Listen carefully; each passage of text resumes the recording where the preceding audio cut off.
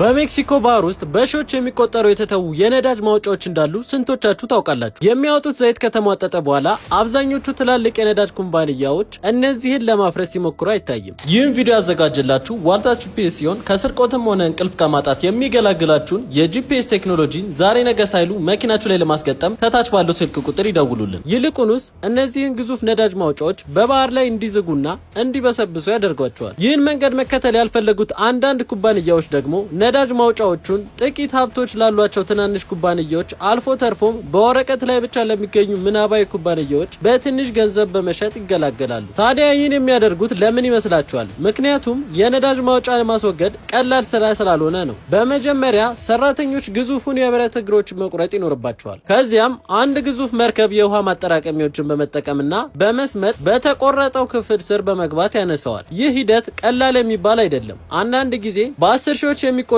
ቶን የሚመዝኑትን የነዳጅ ማውጫዎች ወደ መርከቧ ለማንሳት ትላልቅ ክሬኖችን ይጠቀማሉ። ከዚያ ጀምሮ ጀልባዎቹ ወደ መሬት በመጎተትና በማፍረስ የተረፈው ብረት እንደገና ጥቅም ላይ ያውላሉ።